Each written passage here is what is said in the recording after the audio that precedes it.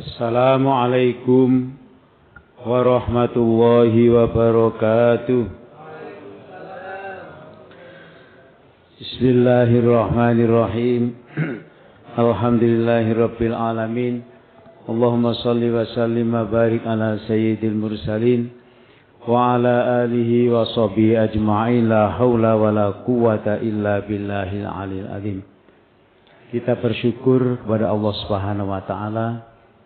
2 bulan sebelum Ramadan kita berdoanya ditambah terus. Salah satunya supaya bisa bergabung dengan bulan suci Ramadan. Dan sudah hampir 1 bulan kita bercengkerama dengan bulan yang penuh barokah ini. Semoga keberkahan Allah senantiasa tiap detik diturunkan buat kehidupan kita semuanya. Amin ya rabbal alamin. A'udzu billahi minasyaitonir rajim. Iqra bismi rabbikal ladzi khalaq. Ini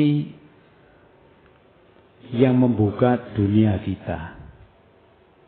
Allah menurunkan Al-Qur'an kepada Nabi itu diawali dengan kalimat Iqra, bacalah, dirangkai dengan kalimat Bismi Rabbika.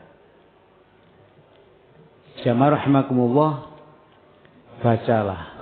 Lalu apa yang harus kita baca? Sebab setelah bacalah dengan menyebut asmamu yang menciptakan. Terus yang dibaca apa? Jamaah rahimakumullah, dalam penelitian para mufassir, ayat ini mengharuskan kita membaca pada 2 hal.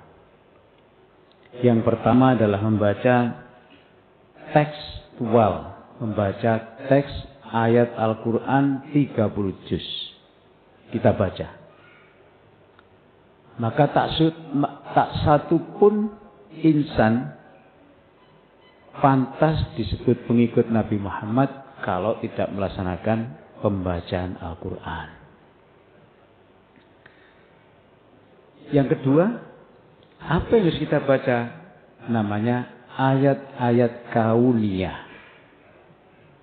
Ayat kauniyah itu adalah seluruh jagat raya alam dan seisinya yang kholak, yang telah diciptakan oleh Allah Subhanahu wa taala itu.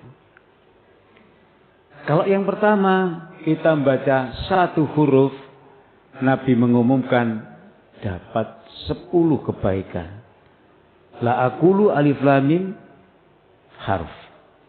Tidak saya katakan, kata Nabi, alif lam mim itu 1 huruf, tetapi alif 1 huruf, lam 1 huruf, mim 1 huruf, jadi alif lam mim 30 huruf kali 10 kebaikan dapat 30 kebaikan. Allah yudha'ifu liman yasha. Tapi Allah itu sukanya mengupgrade pahala yang jumlahnya semaunya Allah. Dan bulan inilah dikucurkan pahala itu tanpa batas. Hanya otoritas Allah yang bicara. Maka kalau kita membaca Bismillahirrahmanirrahim 19 kali 10 huruf, 19 huruf kali 10 kebaikan, 190 kebaikan. Allah akan tingkatkan semaunya Allah dapat berapa pahalanya. Loh, kami tidak tahu artinya. Tak ada artinya. Tanpa arti. Tanpa arti. Jadi ya, Al-Quran itu firman Allah yang pembacanya itu dinilai ibadah. Belum tahu artinya. Baik, kami belum tahu artinya, tapi kami masih sulit sekali baca Quran. 1 ayat bisa 10 menit. Kita jawab 1 jam pun gak apa-apa 1 ayat. Bukan karena khusyuknya, karena gak bisanya baca. Allah kasih 2 pahala di situ.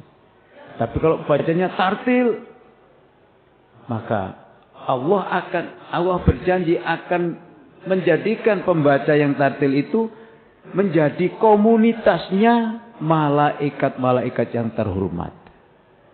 Jadi nggak ada peluang neraka di sini. Peluangnya dapat 2 pahala, atau peluang yang kedua adalah menjadi bolonya malaikat-malaikat yang terhormat. Kalau membaca Quran. Tapi saya sudah tua, terlanjur belum bisa. Ya dibaca. Nah di sini tugas kami, tugas kita semuanya. Yaitu Iqra yang kedua, yaitu membaca alam raya. Jamaah rahimakumullah, beberapa detik lagi ke depan ini saya sampaikan. Ketika orang kesulitan berkomunikasi, dia kalau mau ketemu si A, dia harus terbang.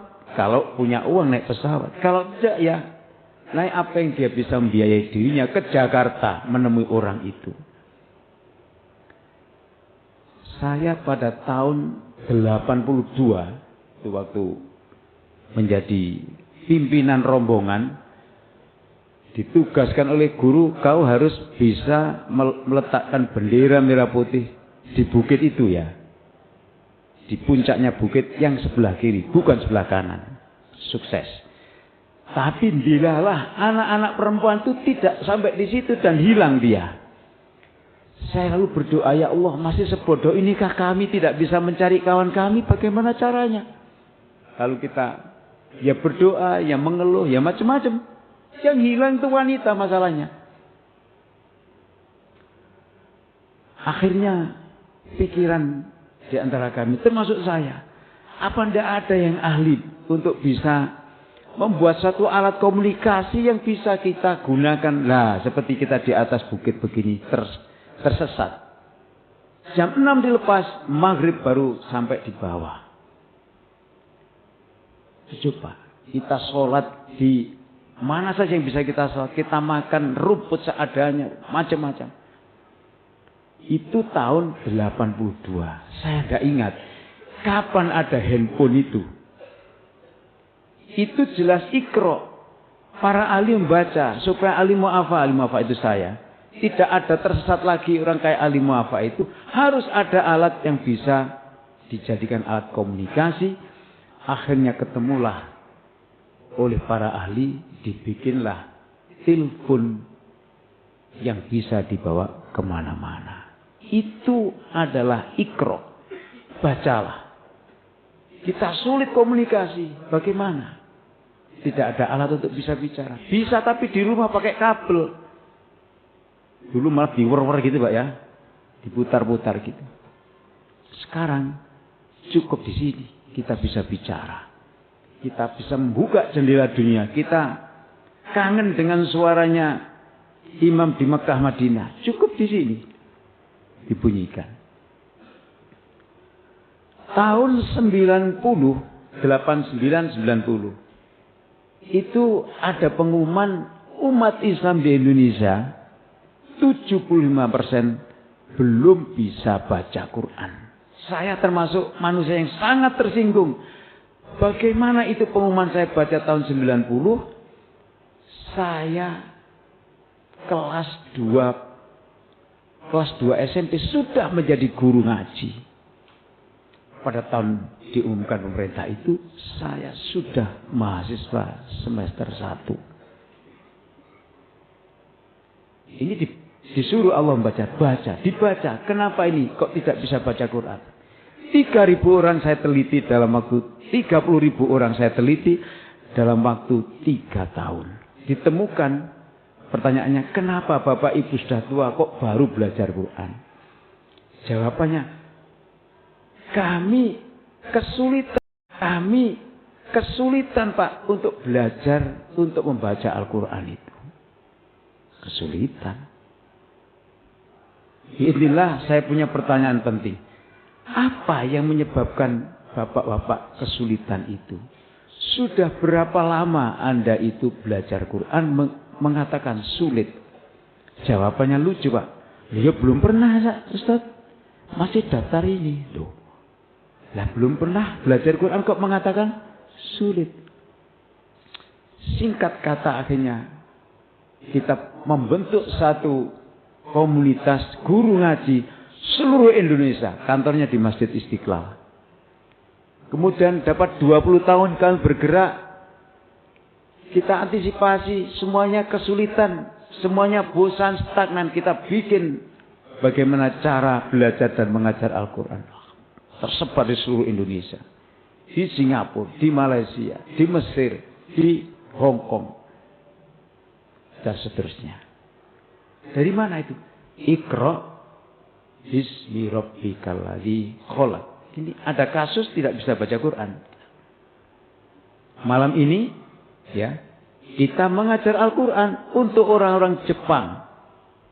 Mereka tidak bisa datang ke sini, kita tidak bisa datang ke sana. Online. Sehingga Allah berjanji, a'udzubillahi minasyaitonir rajim, wa laqad yassarnal Qur'ana lidzikri fahal mim muddakir. Dijamin oleh Allah Quran ini mudah untuk dipelajari. Fahal mim muddakir, tapi siapa yang mau dan serius, tidak main-main. Maaf jamaah, saya sering berkelakar kalau ada orang bilang belum bisa ngaji, sulit, saya nggak mau ngaji. Silahkan boleh berkata begitu, tapi harus ketemu saya dulu. Disombongi begitu oleh saya itu Pak. Kawan-kawan guru se-Indonesia harga mati bahwa tidak ada kesulitan asal mau. Iqra, jadi bacalah, jagat alam raya ini ada apa? Ternyata kita pergi ke Jakarta itu bisa 10 jam, bisa 12 jam. Saking lamanya. Para peneliti mengatakan, bagaimana agar kita bisa cepat sampai? Maka dibikinlah namanya pesawat terbang. Dari mana? Dari hasil membaca, yaitu Iqra, bacalah. Siapa dan apa yang kita baca? Seluruh jagat raya kita baca. Akhirnya jamaah rahimakumullah, kenakalan anak-anak, mohon maaf jika nggak enak bahasa ini, masih terus bergulir dan kita juara. Bahkan tahun kemarin Indonesia masih 3 besar juara pengguna narkoba. Apa nggak malu kita? Kita baca di mana titik lemahnya itu. Sampai saya belani, saya dari pesantren Al-Quran Nurul Falah Surabaya, pusatnya di Kedintang, membuat sekolah. Sudah jutaan sekolah, tapi kita bikin sekolah lagi. Kira-kira apa yang belum disentuh oleh sekolah lain, sehingga anak ini takut dengan kegiatan atau apapun yang berbau maksiat dan dosa. Kitab kita ajarkan, hafal 30 juz kita ajarkan. Bahasa Inggris wajib bisa bicara setiap hari. Dan lain-lain, dan lain-lain. Kenapa? Munculnya sekolah-sekolah Islam yang baik begitu. Hasil dari Iqra, bacalah. Karena kita masih jadi juara, anak-anak kita masih banyak yang kurang sehat pergaulannya. 10 hari yang lalu sampai mobil saya itu berhenti tidak di tempatnya. Gara-gara ada berita yang membuat saya terkejut.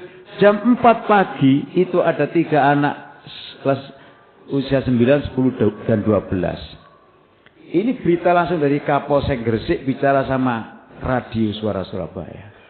Intinya anak itu ternyata membawa motor jam 4 itu bertiga. Dijual kepada seseorang harganya 150.000. Yang bicara ini polisi Pak. Mencuri anak itu. Jadi pertanyaan saya, sudah ditanyakan oleh radio. Alhamdulillah batin saya. Anak itu ternyata punya ayah dan ibu. Lalu kenapa sampai terjadi seperti ini? Kalau Nabi saya sudah mengumumkan.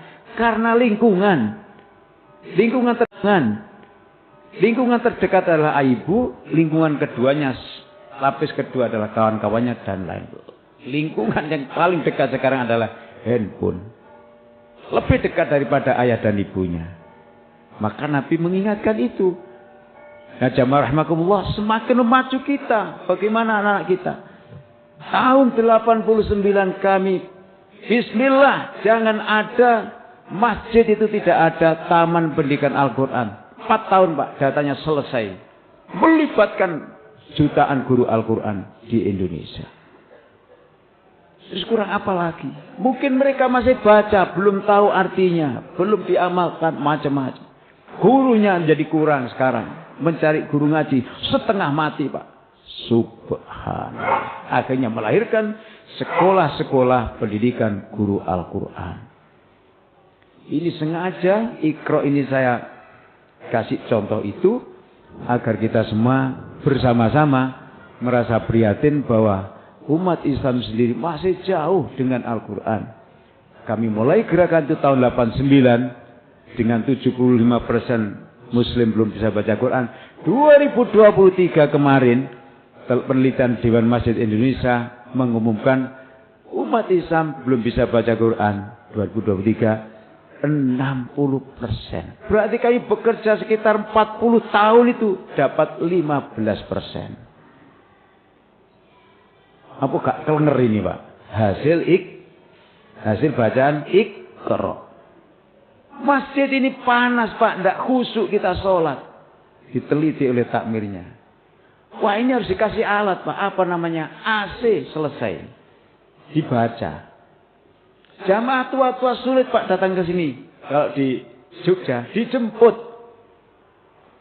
Di Jogokaryan, dijemput, Pak, satu persatu. Sandalnya, sepatunya hilang, diganti, Pak. Nah, ini yang kita masih belum. Semoga khutbah ini mendapat ridho dan barokahnya Allah Subhanahu wa taala, menjadi inspirasi tambahan kita untuk meningkatkan ibadah kita, terutama ibadah sosial. Ada kurang lebihnya saya mohon maaf yang sebesar-besarnya. Mohon maaf, Pak, ya. Mohon maaf atas segala kekhilafannya. Sampai ketemu lagi pada Ramadan yang akan datang. Amin ya rabbal alamin. Assalamualaikum warahmatullahi wabarakatuh.